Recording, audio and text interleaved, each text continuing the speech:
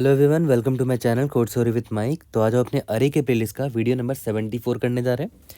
ठीक है, easy marked है बट 3 अप्रोचेस से बनाएंगे और बहुत ही कुछ सीखने को मिलेगा। बहुत ही अच्छे अच्छे अप्रोचेस हैं। Leet code number 1287, element appearing मोर देन 25% इन अ सॉर्टेड अरे। ठीक है, तो देखते हैं क्वेश्चन क्या कहना चाह रहा है। क्वेश्चन बोलता है कि आपको एक वैसा एलिमेंट ढूंढ के दिखाना है।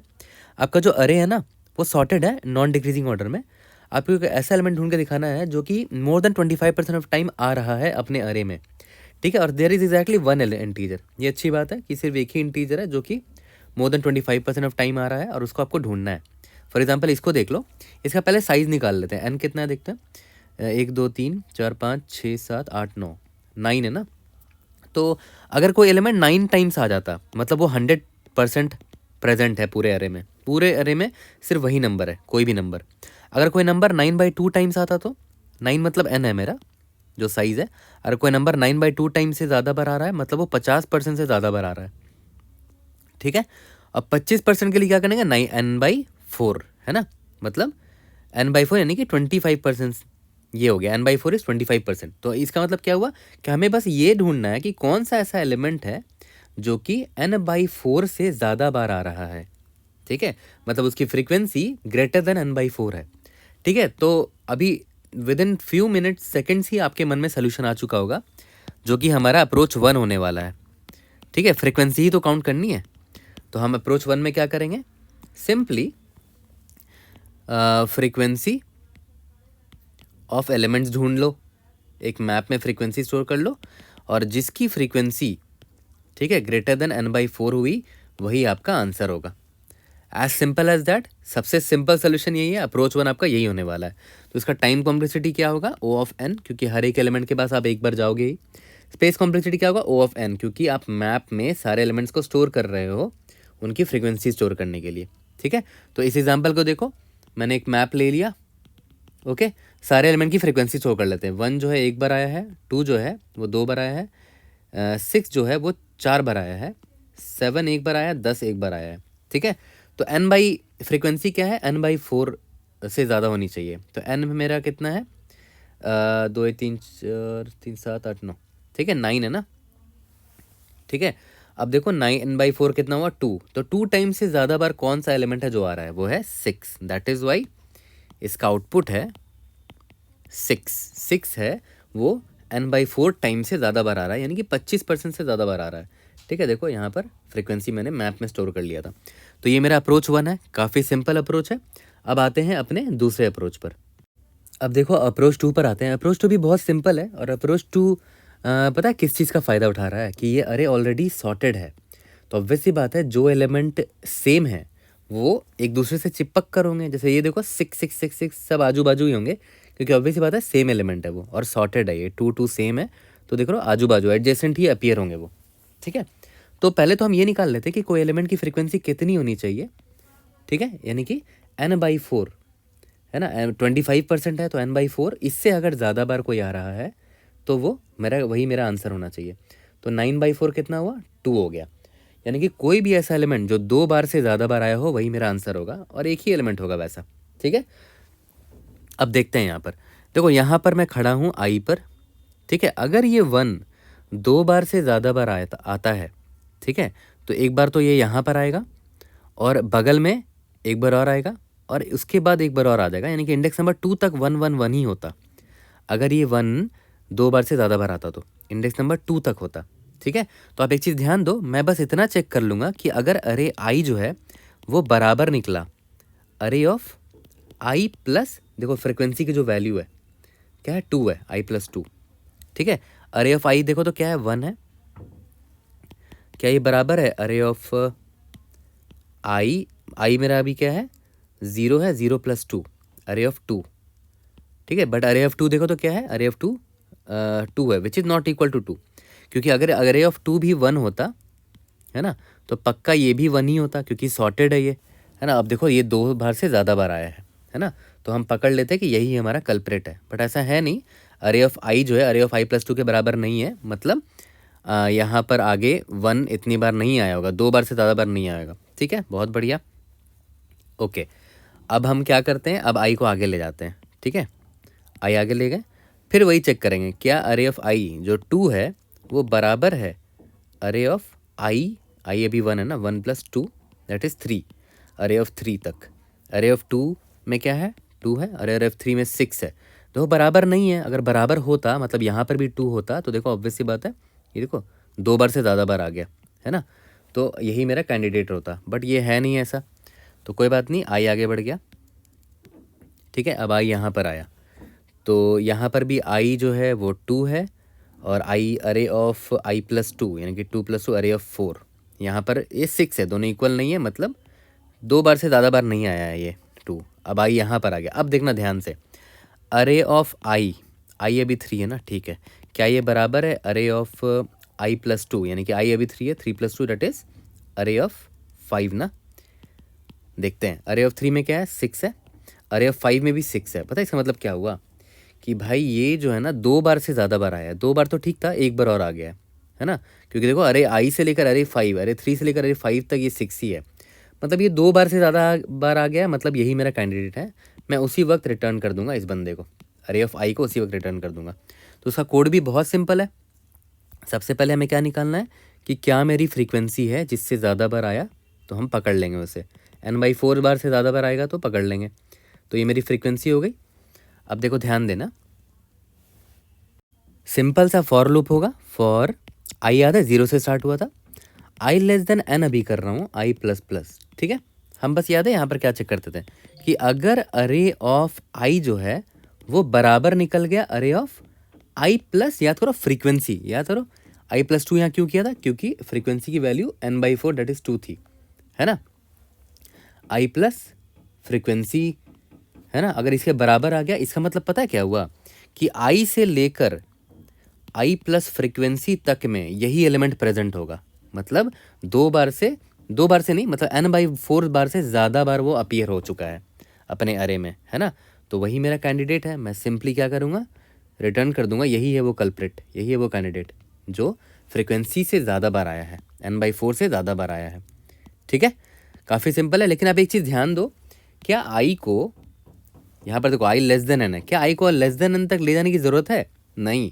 आप आराम से आई को एन माइनस फ्रीक्वेंसी तक ले जाओ, एन माइनस फ्रीक्वेंसी तक ले जाओ, क्योंकि देखो आई प्लस फ्रीक्वेंसी तक चेक करेंगे ना, तो आई को एन माइनस फ्रीक्वेंसी तक ही ले जाओ, वरना आउट ऑफ बाउंड हो जाएगा ना ये, ठीक है, वरना ये आउट ऑफ बाउंड हो जाएगा। जैसे यहाँ पर इस एग्जाम्पल में देख लो, अगर मान लेते हैं आप आई को यहाँ ले गए, n-1 तक आई आ गया, और अब आप चेक कर रहे हो आई प्लस ये 2, तो 8 + 2 तो आउट ऑफ बाउंड हो गया ना, ठीक है। तो इसीलिए मैं क्या बोल रहा हूँ, आई को कहाँ तक ले जाना, लेस देन n- फ्रीक्वेंसी, तो n है मेरा 9, फ्रीक्वेंसी कितना 2 है, 9 - 2 7 हो गया, तो 7 से कम तक ही जाना, मतलब यहाँ तक ही आई को ले जाओ, क्योंकि देखो इस पे ये जो इस आई पे अगर +2 करोगे तो आई यहाँ, तो ये वाला इंडेक्स आएगा, है ना, जो कि इन बाउंड है, आउट ऑफ बाउंड नहीं है, ठीक है। इसीलिए मैं बोल रहा हूँ लेस देन एन नहीं, लेस देन n- फ्रीक्वेंसी होना चाहिए। तो काफ़ी सिंपल है।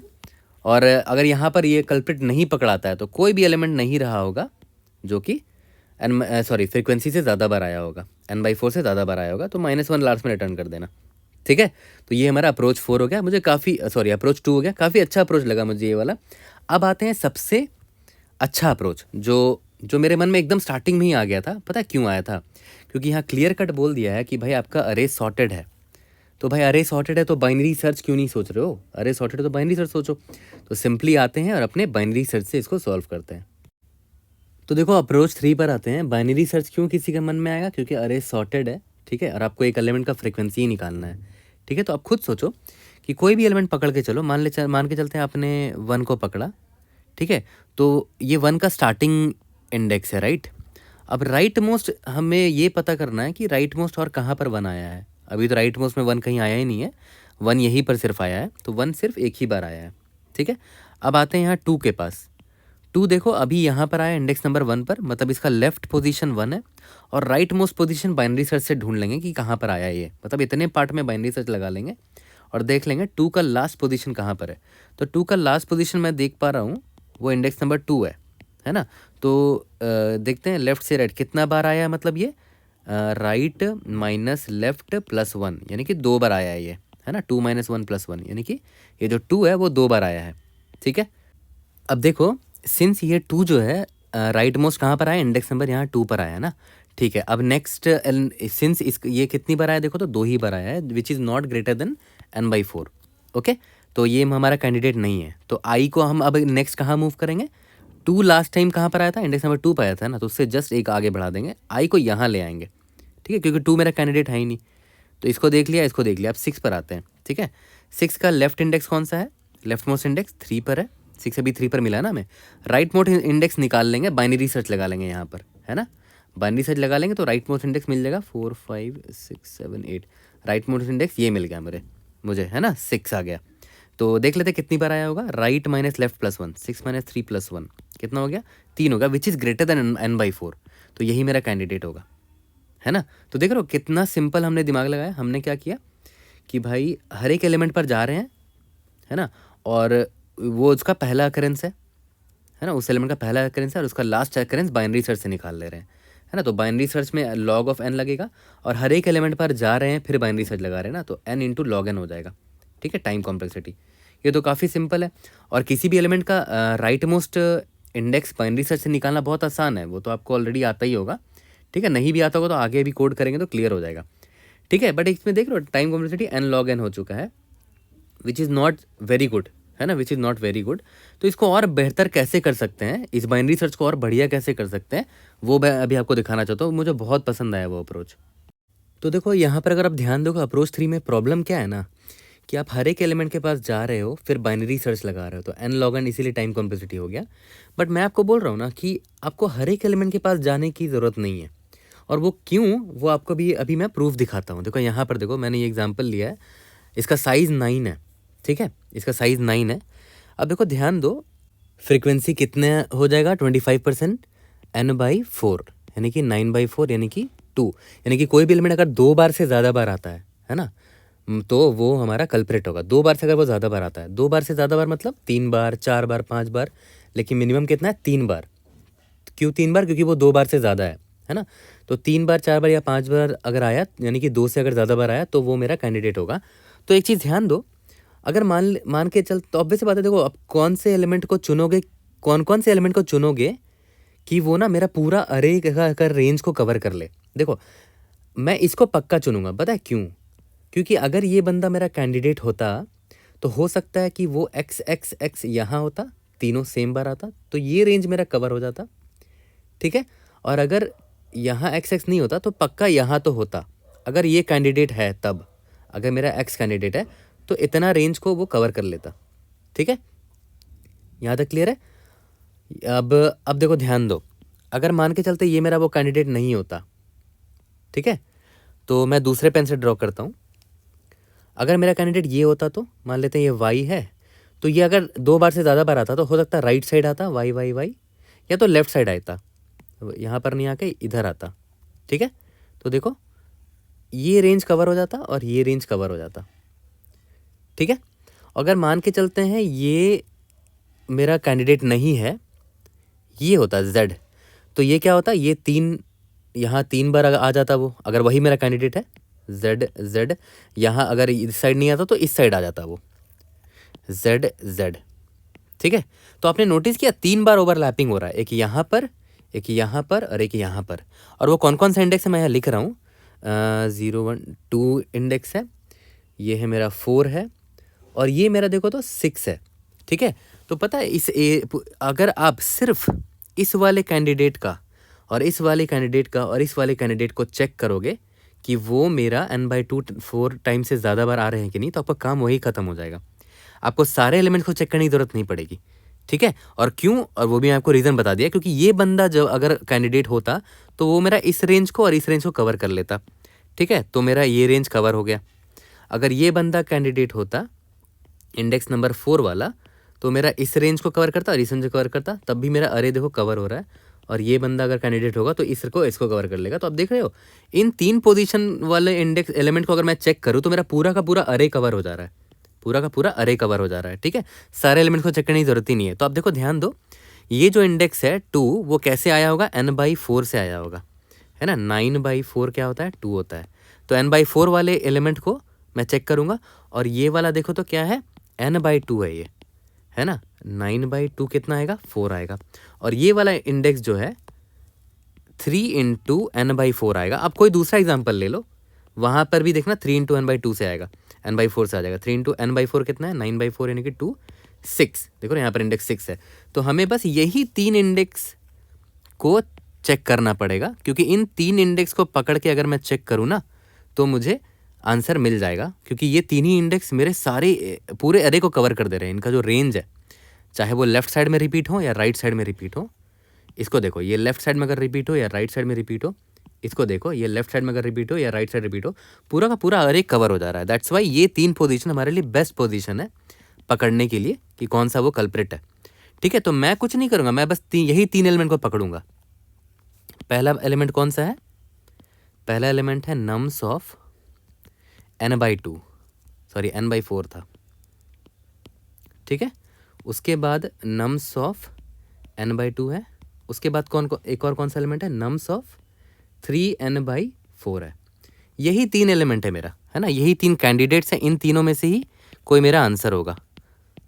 ठीक है, अब मुझे सारे एलिमेंट्स में जाने की ज़रूरत ही नहीं है। नम्स n/4 है ना, नम्स n/4 है, तो मैं क्या करूँगा, नम्स n/4 में कौन एलिमेंट है, तो ये एग्जाम्पल ले लेते हैं, है ना।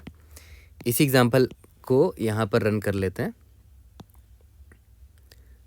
इसको नीचे ले जाते हैं, इसी पे रन करते हैं। ठीक है, ड्राई रन से बेस्ट समझ में आता है। ओके, देखो ध्यान से, इसको इरेज करते हैं। पहले तो इंडेक्सिंग कर देते हैं, है ना, ताकि क्लैरिटी आ जाए। 0 1 2 3 4 5 6 7 8। ठीक है, तो नम्स n/4 मतलब इंडेक्स इसका n मेरा 9 है, तो n/4 मतलब 2। नम्स ऑफ 2 में कौन सा एलिमेंट है, ये एलिमेंट है। ठीक है, इसको पकड़ूंगा। और इंडेक्स नंबर 4 है, यानी कि n/2 मतलब इंडेक्स नंबर 4 है, इसको पकड़ूंगा। ठीक है, और किसको पकड़ूंगा, 3n/4 मतलब इसको पकड़ूंगा। ठीक है, देखो अगर मैं इन तीनों को पकड़ूँ, सबसे पहले 2 आएगा मेरे पास ना, ये 2 आएगा। ठीक है, मैं इस 2 का लेफ्ट मोस्ट इंडेक्स निकाल लूँगा बाइनरी सर्च से। लेफ्ट मोस्ट इंडेक्स कौन है, 1 है। और इसी 2 का राइट मोस्ट इंडेक्स निकाल लूँगा। राइट मोस्ट इंडेक्स क्या है, 2 है। ठीक है, कितनी बार आया देखो तो, राइट माइनस लेफ्ट प्लस 1, 2 - 1 + 1, सिर्फ 2 ही बार आया है 2, तो ये मेरा कैंडिडेट नहीं है। ठीक है, कोई बात नहीं। अब आते हैं इसके पास, 6 के पास आते हैं। 6 का लेफ्ट मोस्ट इंडेक्स क्या है, बाइनरी सर्च से निकालेंगे, 3। 6 का राइट मोस्ट इंडेक्स क्या है, देखो 6 है। 6 - 3 + 1, विंडो का साइज देखो, ब्लॉक का साइज देखो, 4 है ना। 6 - 3 + 1 4, विच इज़ ग्रेटर देन 2। 2 मतलब क्या है, n/4 था ना, n/4 से ज़्यादा बार आ रहा है, तो यही हमारा कैंडिडेट है। देख रहे हो, पकड़ा गया इधर से ही आंसर। ठीक है, तो हमें कुछ नहीं करना है, हम बस ये 3 कैंडिडेट पर ही इटरेट मारेंगे, सारे एलिमेंट्स पर बाइनरी सर्च नहीं लगाएंगे। ठीक है, तो 3 मैं एक फॉर लूप लिखूंगा, फॉर इंट एंड कैंडिडेट। और जो कैंडिडेट्स मैंने बनाया ना, जिसमें 3 एलिमेंट्स हैं, सिर्फ 3 ही एलिमेंट्स होंगे इसमें, हमेशा 3 ही एलिमेंट, क्योंकि इन 3 एलिमेंट से कवर हो जाएगा, है ना, सारा अरे, पूरा अरे कवर हो जाएगा। ठीक है, और अरे में गारंटीड दे रखा है कि एक एलिमेंट पक्का होगा, है ना, क्वेश्चन में दे रखा है कि एक एलिमेंट होगा ही होगा जो 4 टाइम मतलब n/4 टाइम से ज़्यादा बार आया है। ठीक है, तो कैंडिडेट मुझे मिल गया, तो मैं क्या करूँगा, इसका लेफ्ट मोस्ट इंडेक्स निकाल लूँगा और राइट मोस्ट इंडेक्स निकालूंगा बाइनरी सर्च निकाल के। बाइनरी सर्च लेफ्ट इंडेक्स निकाल लूँगा यहाँ से, और यहाँ पर बाइनरी सर्च राइट इंडेक्स निकालूंगा, राइट मोस्ट इंडेक्स।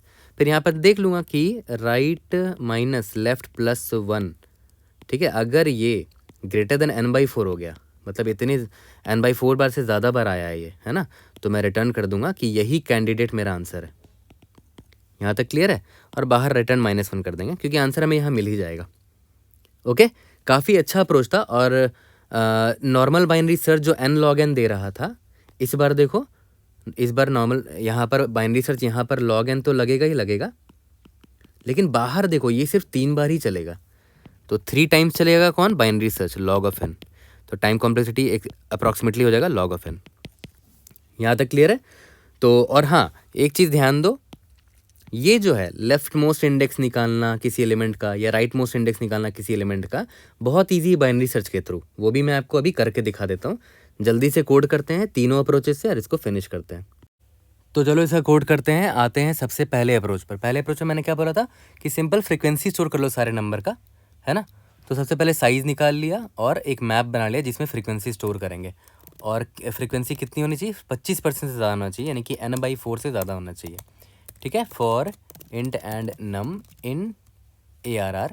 ठीक है, सबसे पहले तो उसको डाल दो मैप में MP num plus plus, frequency update कर दिया।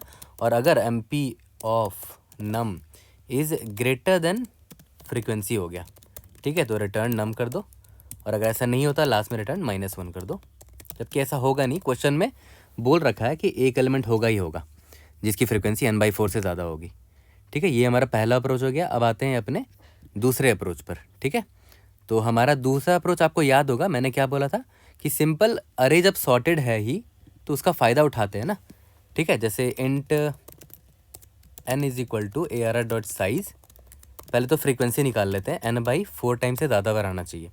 ठीक है, for int i is equal to 0, i is less than n, i plus plus.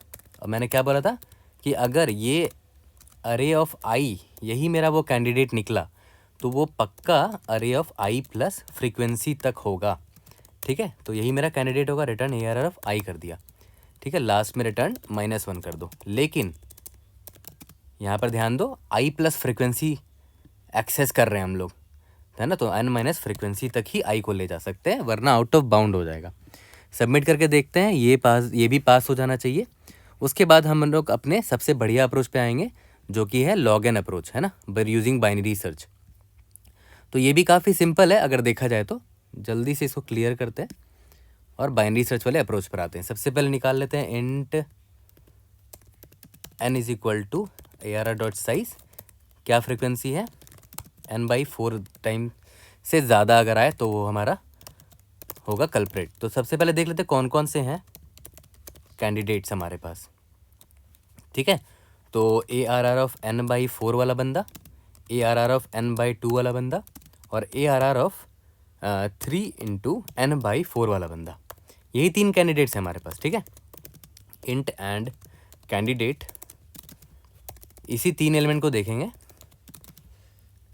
Okay, अब देखते हैं, है ना, int left index is equal to find left index. ठीक है, ऑफ किसका, इस कैंडिडेट का।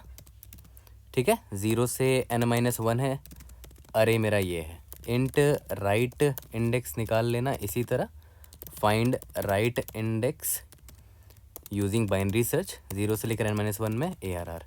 ठीक है, और अगर राइट माइनस लेफ्ट प्लस 1 अगर ग्रेटर देन निकल गया फ्रीक्वेंसी, तो रिटर्न कर देना कि यही हमारा कैंडिडेट है, कल्प्रिट है, रिटर्न -1 लास्ट में। ठीक है, अब बस बच गया फाइंड लेफ्ट और फाइंड राइट इंडेक्स। ठीक है, ये बहुत ही आसान है, सिंपल बाइनरी सर्च देखना है।